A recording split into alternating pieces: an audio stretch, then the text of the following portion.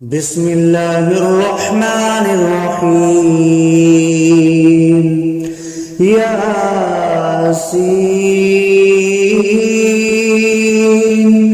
والقرآن الحكيم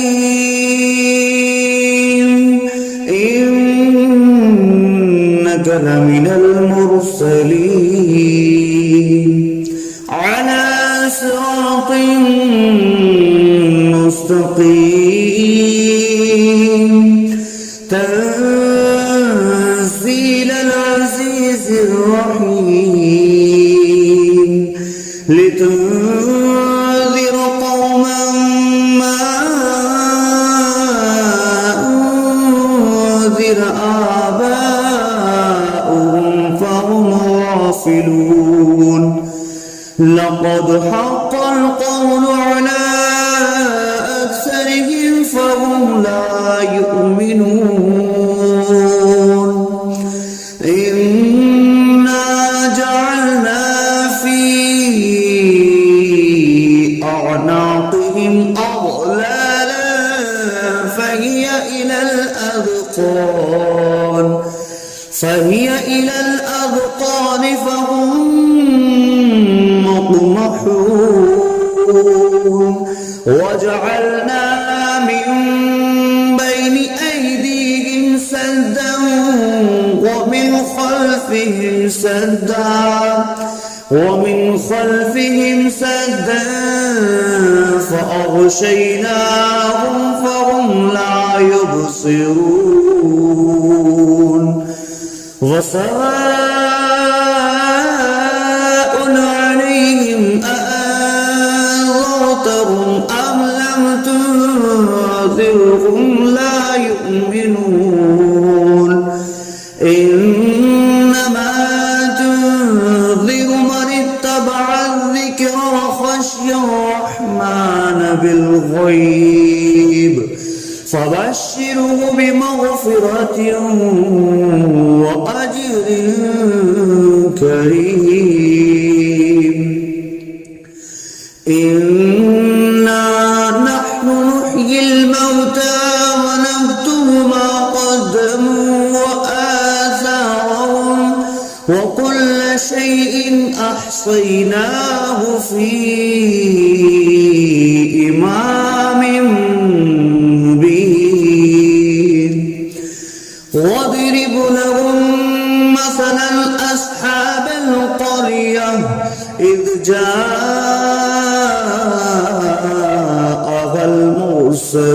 المرسلون إذ أرسلنا إليهم اثنين فكذبوهما فعززنا بثالث فقالوا إنا إليكم مرسلون. قالوا ما أنتم إلا بشر مثلنا وما أنزل الرحمن من شيء إن أنتم إلا تكذبون. قالوا ربنا يعلم إنا إليكم لمرسلون وما علينا إلا البلاغ المبين. قالوا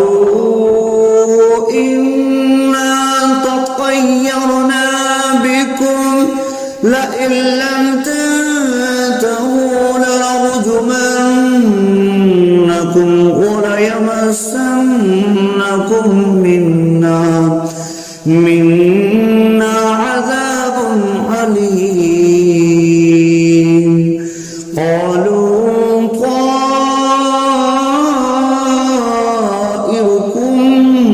معكم أئن ذكرتم بل أنتم قوم مسرفون. وجاء أقصى المدينة رجل يسعى قال يا قوم اتبعوا المرسلين اتبعوا من لا يسألكم أجرا وهم مهتدون وما لي لا أعبد الذي فطرني وإليه ترجعون أأتخذ من دونه آلهة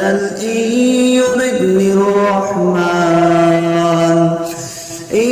يردني الرحمن بضر لا تغن عني شفاعتهم شيئا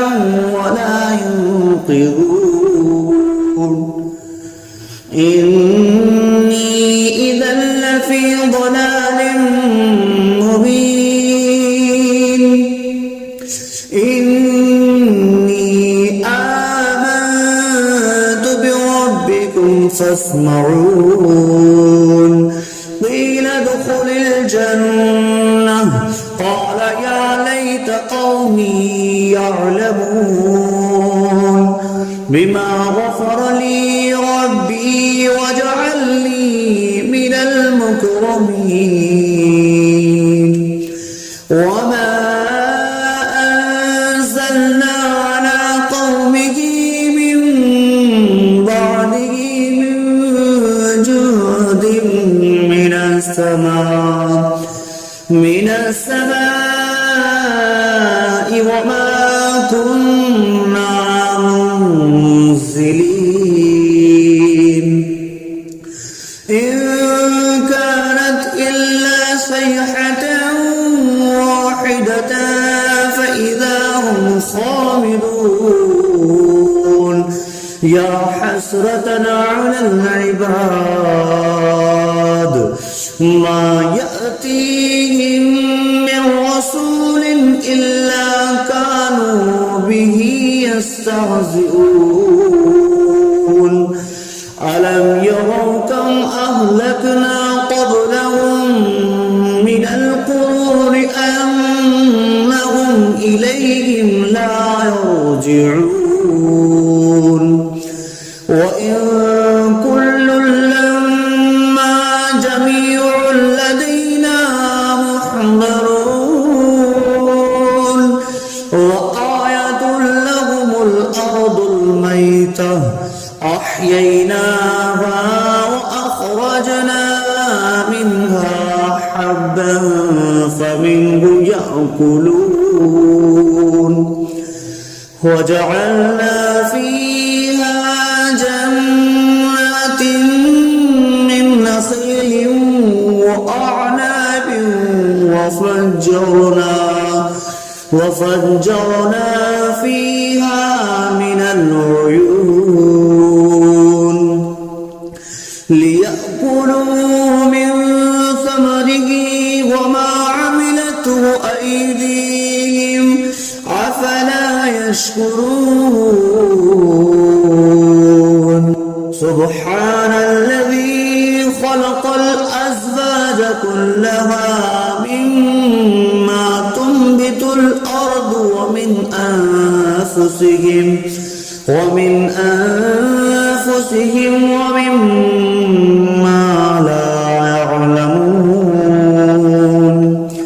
وآية لهم الليل نسلخ منه النهار فإذا هم مظلمون والشمس تجري لمستقر لها ذلك تقدير العزيز العليم والقمر قدرناه منازل حتى عاد كالأرجون القديم لا الشمس ينبغي لها أن تدرك الكمال الليل سابق النهار وكل في فلق يسبحون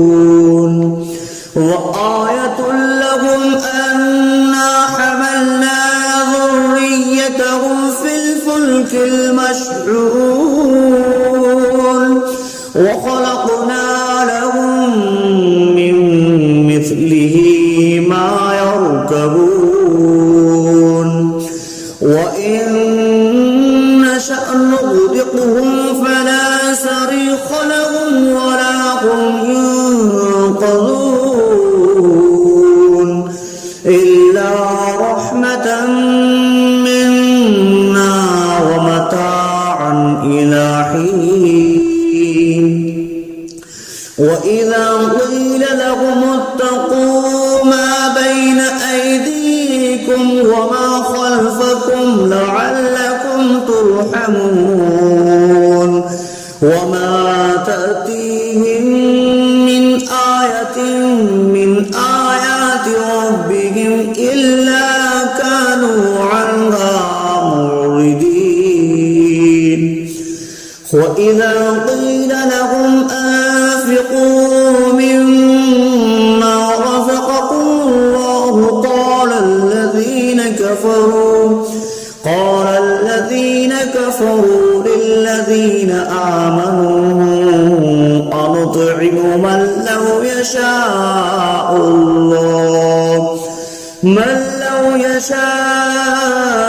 الله أطعمه إن أنتم إلا في ضلال مبين ويقولون متى هذا البعد إن كنتم صادقين ما ينظرون إلا صيحة واحدة تأخذهم وهم يخصمون فلا يستطيعون توصية ولا إلى أهلهم يرجعون ونفخ في الصور فإذا هم من الأجداث إلى ربهم ينسلون قالوا يا ويلنا من بعثنا من مرقدنا هذا ما وعد الرحمن وصدق المرسلون إن كانت إلا صيحة واحدة فإذا هم جميع لدينا محضرون فاليوم لا تظلم نفس شيئا ولا تجزون إلا ما كنتم تعملون إن أصحاب الجنة اليوم في شغل فاكهون هم وأزواجهم في ظلال على الأرائك متكئون لهم فيها فاكهة ولهم ما يدعون سلام قولا من رب رحيم وامتازوا اليوم أيها المجرمون ألم أعهد إليكم يا بني آدم ألا تعبدوا الشيطان إنه لكم عدو مبين وأن اعبدوني هذا صراط مستقيم ولقد أضل منكم جبلا كثيرا أولم تكونوا تعقلون هذه جهنم التي كنتم توعدون اصلوها اليوم بما كنتم تكفرون اليوم نختم على أفواههم وتكلمنا أيديهم وتشهد أرجلهم بما كانوا يكسبون ولو نشاء لطمسنا على أعينهم فاستبقوا الصراط فأنى يبصرون ولو نشاء لمسخناهم على مكانتهم فما استطاعوا مضيا ولا يرجعون ومن نعمره نكسه في الخلق أفلا يعقلون وما علمناه الشعر وما ينبغي له إن هو إلا ذكر وقرآن مبين لينذر من كان حيا ويحق القول على الكافرين أولم يروا أنا خلقنا لهم مما عملت أيدينا أنعاما فهم لها مالكون وظللناها لهم فمنها ركوبهم ومنها يأكلون ولهم فيها منافع ومشارب أفلا يشكرون واتخذوا من دون الله آلهة لعلهم ينصرون لا يستطيعون نصرهم وهم لهم جند محضرون فلا يحزنك قولهم إنا نعلم ما يسرون وما يعلنون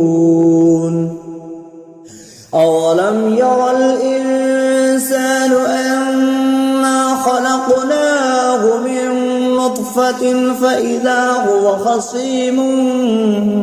مبين وضرب لنا مثلا ونسي خلقه قال من يحيي العظام وهي رميم قل يحييها الذي أنشأها أول مرة وهو بكل خلق عليم الذي جعل لكم من الشجر الأخضر نارا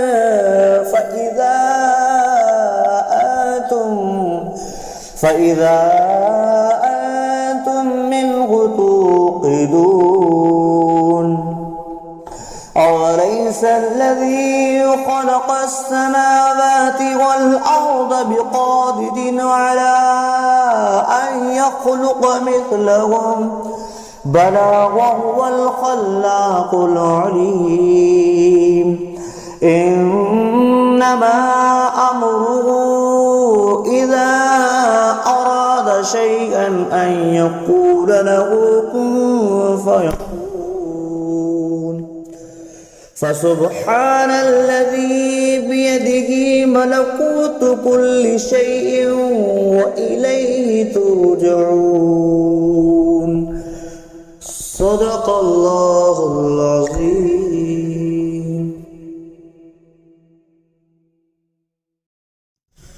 بسم الله الرحمن الرحيم. الرحمن علم القرآن خلق الإنسان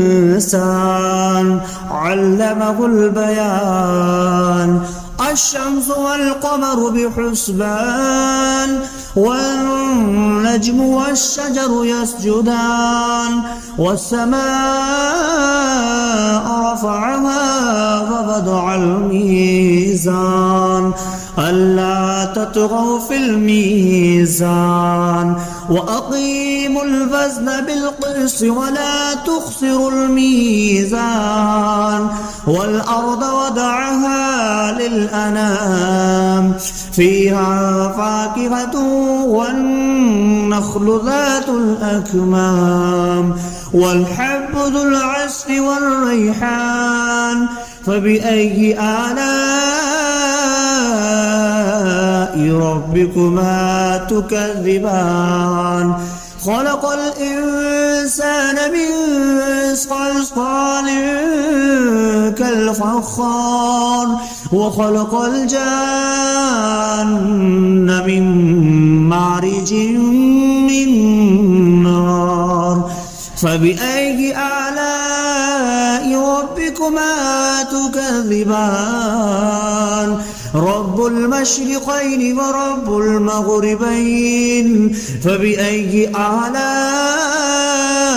ربكما تكذبان مرج البحرين يلتقيان بينهما برزخ لا يبغيان فبأي آلاء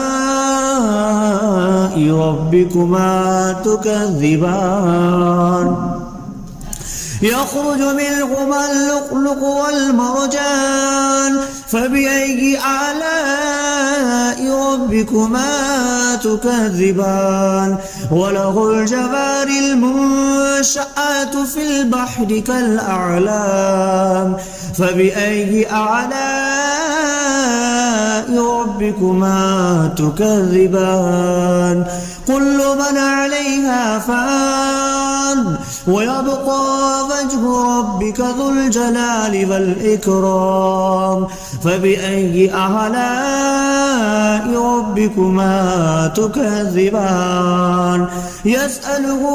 من في السماوات والأرض كل يوم هو في شأن فبأي آلاء ربكما تكذبان سنفرغ لكم أيها الثقلان فبأي آلاء ربكما تكذبان يا معشر الجن والإنس إن استطعتم أن تنفذوا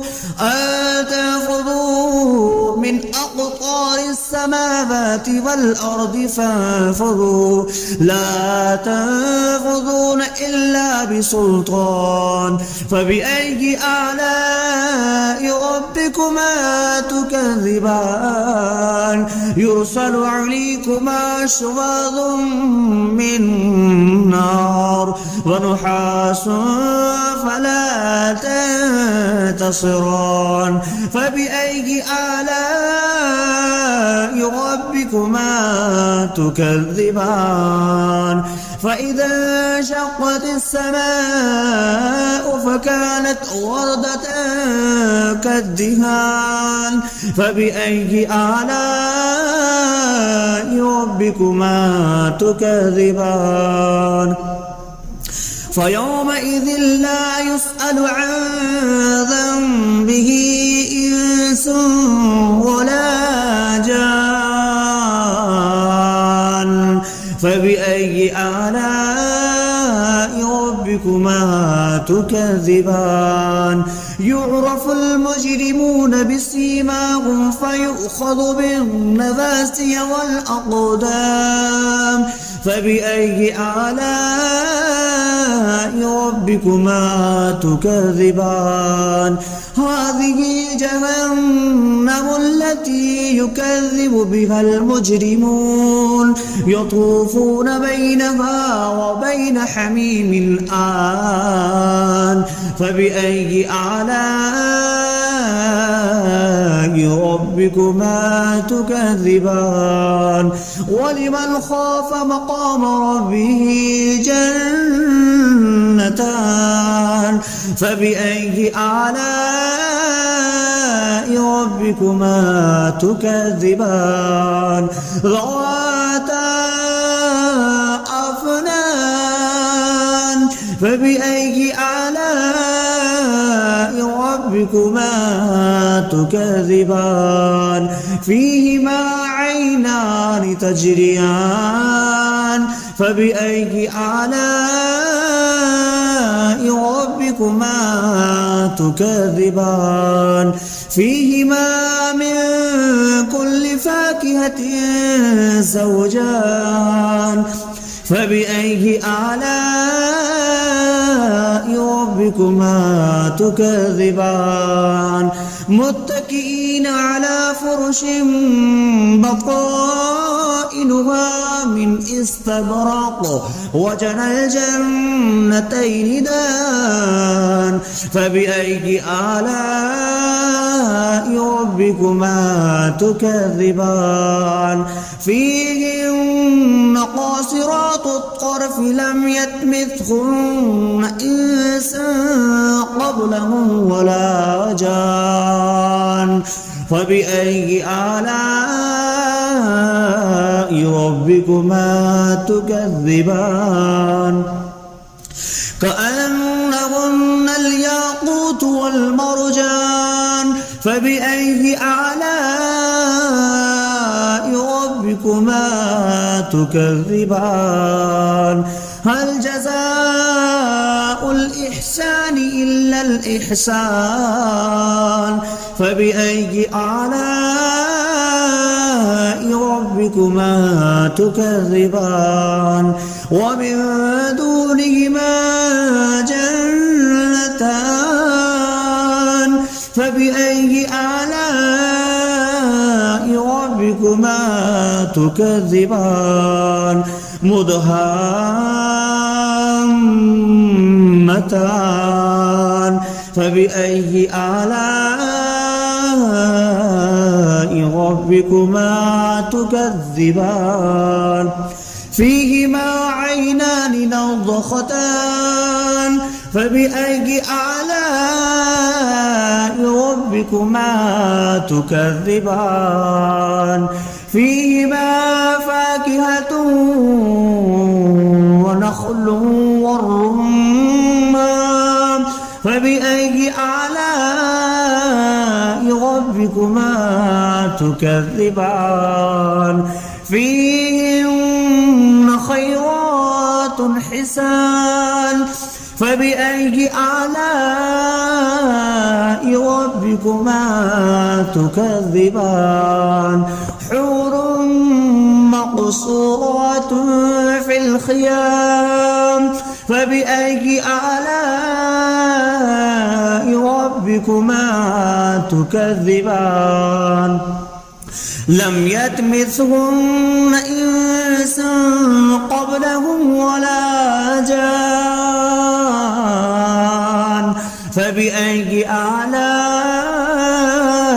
ربكما تكذبان متكئين على رفرف خضر وعبقري حسان فبأي آلاء ربكما تكذبان تبارك اسم ربك ذي الجلال والإكرام صدق الله العظيم.